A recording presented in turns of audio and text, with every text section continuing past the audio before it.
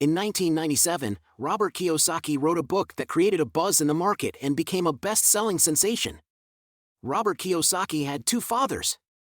One has a wall full of degrees and diplomas, one, a high school dropout.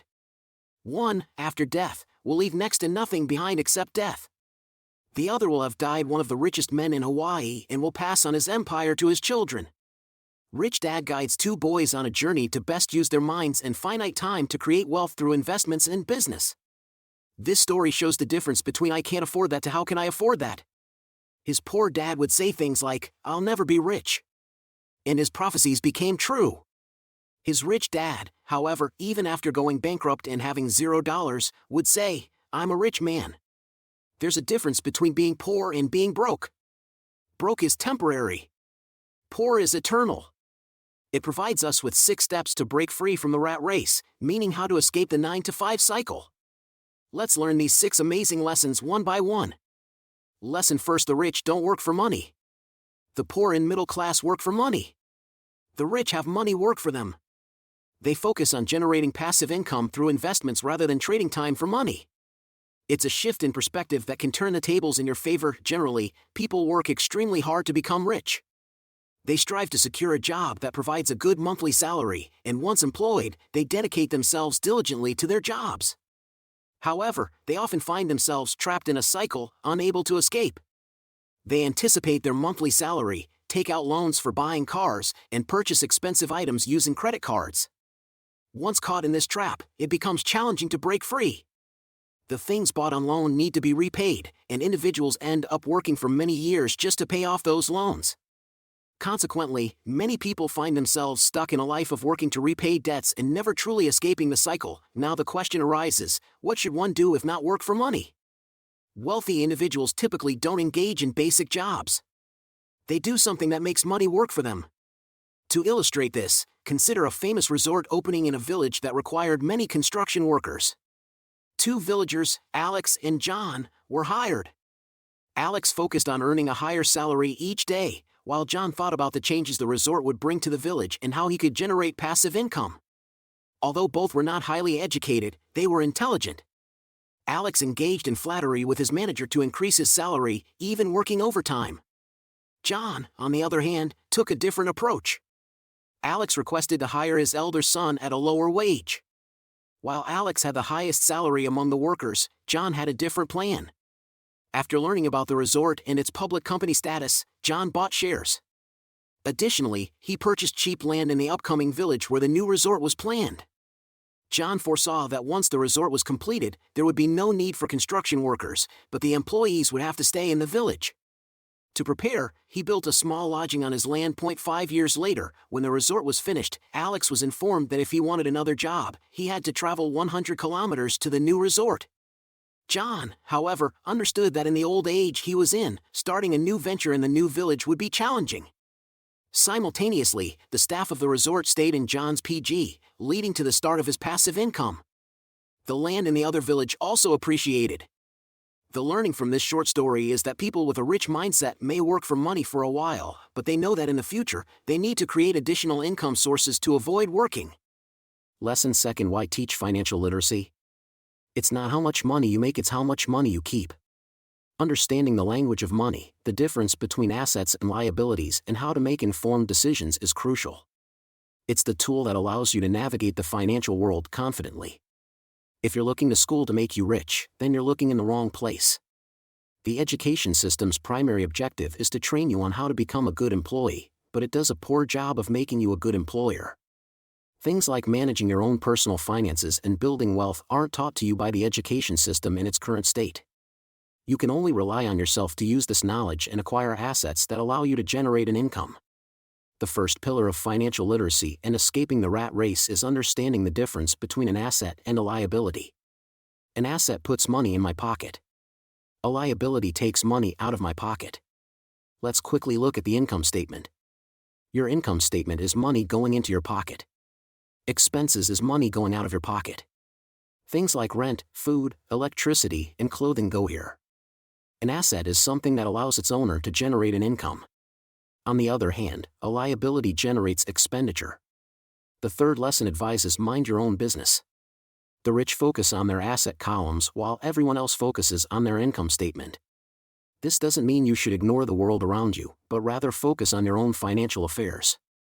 Start building and acquiring assets instead of solely focusing on your day job. This lesson emphasizes that an individual working a job can also engage in another work that enhances their income. It is not necessary to start at a higher level because not everyone has that much money initially. Even while working a job, one can pursue any preferred side hustle. For example, if someone is a teacher in India, they can start their own business alongside their job, which will be their own venture. Once, Ray Kroc, the founder of McDonald's, was giving a speech in an MBA class. During the speech, he asked a student present in the group if they knew what business he was in. All the students said he was in the burger business. Hearing this, Kroc burst into laughter. Then he said that he is not in the burger business, his business is real estate. This is because whenever someone wants to buy a McDonald's franchise, they also have to invest in buying land.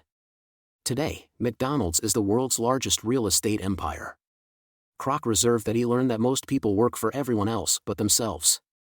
Therefore, individuals should focus on themselves, but it doesn't mean quitting their jobs. It means strengthening the aspect of having assets along with a job. The fourth lesson delves into the history of taxes and the power of corporations. My rich dad just played the game smart, and he did it through corporations, the biggest secret of the rich. It's a game that's been rigged in favor of the rich. By understanding the rules of the game, you can use them to your advantage. Corporations, in essence, are tools that the rich use to protect and grow their wealth. Every time people try to punish the rich don't simply comply, they react. They have the money, power, and intent to change things. They don't just sit there and voluntarily pay more taxes.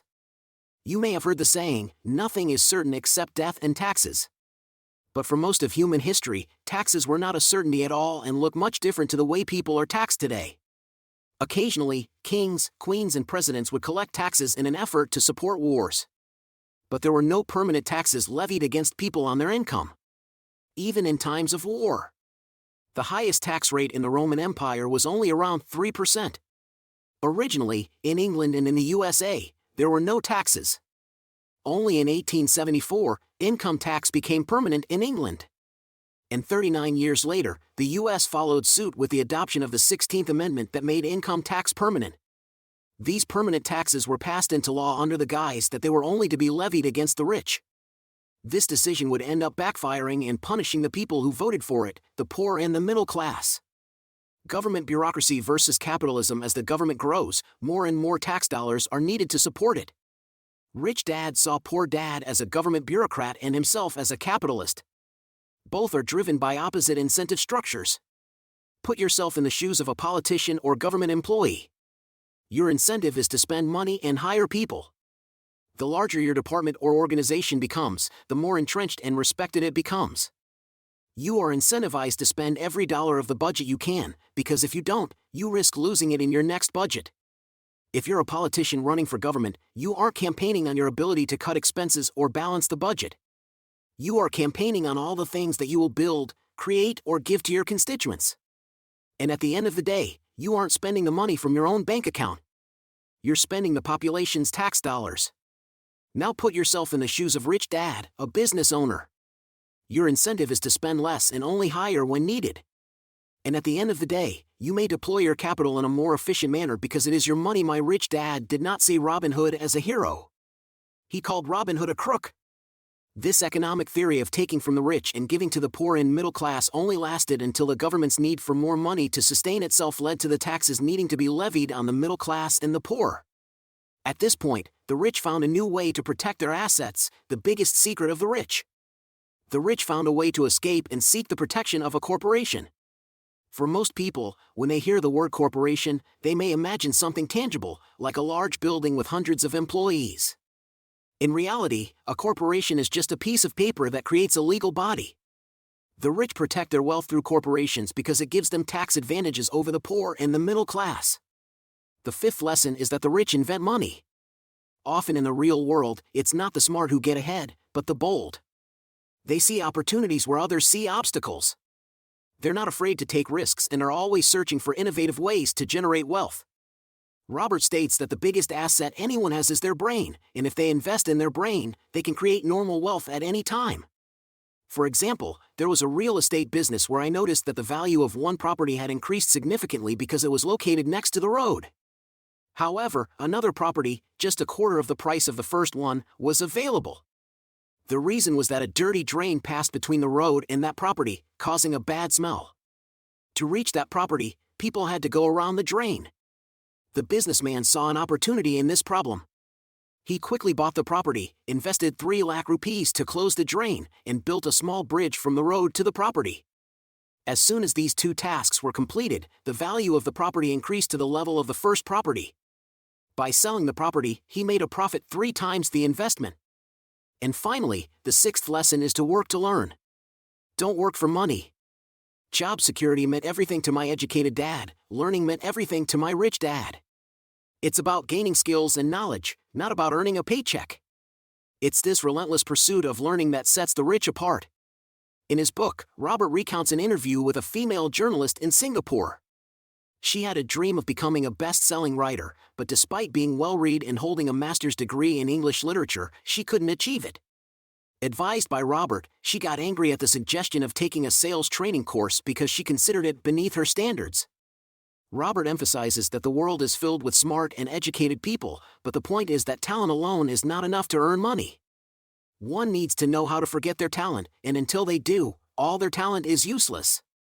Many people, like the mentioned girl, do not work to learn. If she had taken the sales training, she might have become the best-selling author in the future. This highlights the reason why the poor remain poor, because they don't work to learn, while the rich work to learn and become richer. Robert Kiyosaki reveals that his poor dad was always concerned about his job, while his rich dad emphasized the importance of learning because he believed that becoming rich requires learning many things in life. This was the biggest difference between the two. Robert emphasizes that those with a rich mindset don't chase money, instead, they pursue learning. This concept is illustrated through an amazing example, as seen in the book Think and Grow Rich, which is so famous that many people simply absorb its teachings, allowing it to persist in their subconscious minds. However, do you know how the book was written? Well, the author is Napoleon Hill. Napoleon Hill was summoned by Andrew Carnegie, who was considered the richest man in the world at that time. Carnegie expressed his desire to share the secret and philosophy of becoming wealthy with the world, but mentioned that it would take at least 20 years. He offered Napoleon a deal: if you want to work for me, I won't pay you for the next 20 years. Now, tell me immediately if you want to accept this deal or not. Initially, Napoleon was unsure whether to accept this offer, but then he thought, if the wealthiest man in the world is asking him to do something, he should accept the offer. Napoleon agreed to work without a salary for 20 years. After that, Andrew Carnegie introduced Napoleon Hill to some of the most famous people of that time and instructed him to find out what they all had in common. These people were initially just ordinary individuals. Henry Ford, the creator of Ford cars, was one of them. Even if we don't know Mr. Ford, we must have heard of Ford cars. Following these encounters, Napoleon Hill met with each of them one by one and wrote this book. I hope you remember these 6 lessons. Lesson 1, rich people do not work for money. Lesson 2, teach financial literacy. Lesson 3, mind your own business. Lesson 4, the history of taxes and the power of corporations. Lesson 5, the rich invent money. Lesson 6, work to learn, don't work for money. The insights I've shared from one of my favorite books, Rich Dad, Poor Dad, which had sold over 32 million copies. If you're interested in buy a copy, you can find it in the description below. And if you never want to miss any of my videos, be sure to subscribe and click on the notification bell icon. By doing so, you'll receive all my updates. For now, please show your appreciation for this video by hitting the like button if you found the points valuable. Leave a comment to let me know which point resonated with you the most. Share this knowledge with your friends and family, and remember to subscribe. I'll continue to provide you with more content related to this topic. You can also comment to let me know which topic you would like the next video to be about.